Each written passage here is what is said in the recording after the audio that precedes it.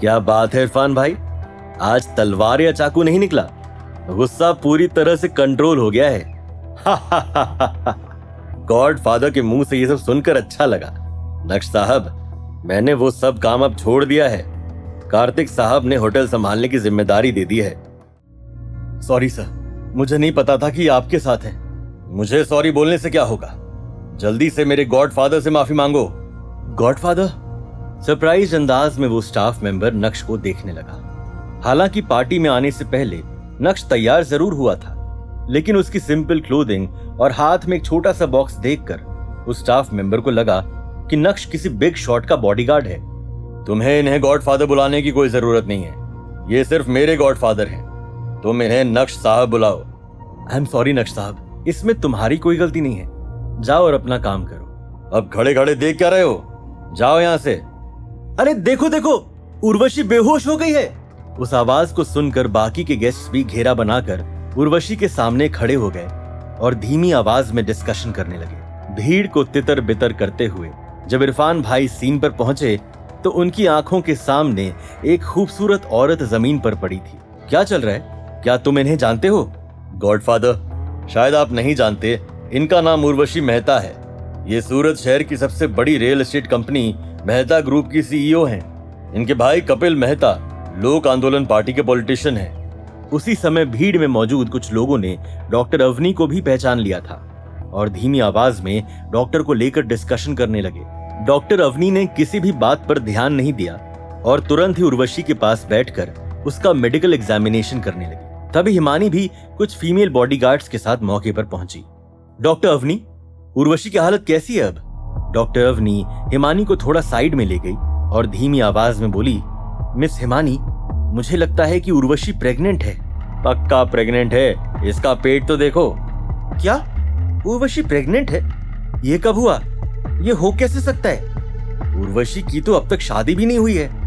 देखते ही देखते भीड़ में मौजूद लोगों ने बातें बनाना शुरू कर दिया। डॉक्टर अवनी ने पानी के छींटे डालते हुए उर्वशी को होश में लाने की कोशिश की, लेकिन उनके सारे प्रयास विफल जा रहे थे और ये देखकर अब भीड़ की टेंशन और भी ज्यादा बढ़ने लगी थी।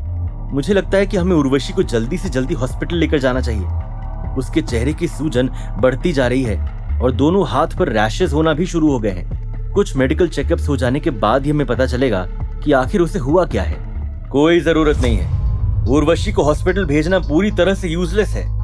अरे ये तो जावेरी खानदान का दामाद है ना, ये यहाँ क्या कर रहा है? जब डॉक्टर अवनी ने कह दिया है कि उर्वशी को हॉस्पिटल लेकर जाना पड़ेगा, तो तुम कौन होते हो बीच में बोलने वाले?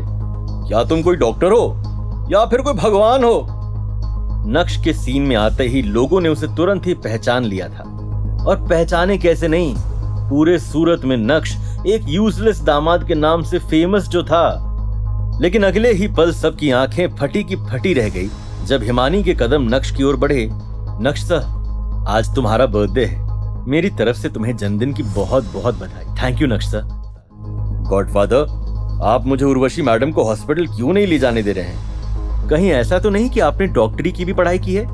नहीं, तुमने डॉक्टरी की पढ़ाई नहीं की है, लेकिन तुम मेरे डिसीजन पर सवाल उठा रहे हो, ये जानते हुए भी कि मैं एक डॉक्टर हूँ। मुझे आपके मेडिकल स्किल से कोई परेशानी नहीं है, लेकिन एक डॉक्टर होने के नाते आपको पता होना चाहिए कि हर केस कॉन्फिडेंशियल होता है। एक अनमैरिड औरत के बारे में आप ऐसी अफवाह कैसे फैला सकती हैं? और दूसरी बात, आपका डायग्नोसिस भी पूरा गलत है।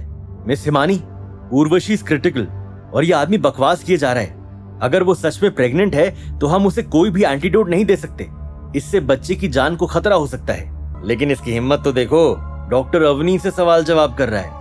तुम अपने घर जाओ और अपनी बीवी के लिए खाना पकाओ, ये जगह तुम्हारे जैसे लोगों के लिए नहीं है, कहीं भी मुंह उठाकर चले आते हैं। डॉक्टर अवनी, अगर आपको कुछ भी इनअप्रोप्रिएट लग रहा है तो आप यहाँ से जा सकती हैं, मैं आपको रोकूंगी नहीं। मिस हिमानी, आप ये... नक्श सर, आपको क्या लगता है कि हमें क्या करना चाहिए? सबसे पहले तो हमें ये जगह खाली कर देनी चाहिए। आप सभी लोग उर्वशी को इस तरह घेर कर खड़े हैं, उसे सांस कहां से आएगी? ये बोलते हुए नक्श ने अपने हाथ से इशारा किया जिससे सभी लोग उस जगह से हट जाएं। इशारे को पढ़ते ही इरफान भाई ने सभी को वहां से हटाना शुरू किया और उर्वशी के लिए एक अच्छा खासा स्पेस बना दिया। हिमानी, क्या तुम यहाँ आ सकती हो? नक्श सर, क्या आप मुझे बता सकते हैं कि मिस उर्वशी को क्या हुआ है? बिल्कुल, लेकिन उसके लिए मुझे उर्वशी की बॉडी की एग्जामिनेशन करनी होगी। लेकिन एक बात मैं यकीन के साथ कह सकता हूं कि ये प्रेग्नेंट नहीं है। ये बोलने के बाद नक्श ने इरफान भाई की ओर देखते हुए कहा, आप पता लगाइए कि उर्वशी ने यहाँ आने के बाद क्या खाया पिया। क्या हॉस्पिटल ना भेजकर उर्वशी और उसके बच्चे की जान को दांव पर लगा देगा नक्श?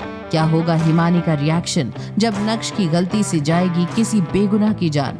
ये जानने के लिए देखिए अगला एपिसोड सिर्फ पॉकेट FM के YouTube चैनल पर, और इंस्टा एम्पायर के सारे एपिसोड सुनने के लिए डिस्क्रिप्शन में दी गई लिंक से डाउनलोड कीजिए पॉकेट FM।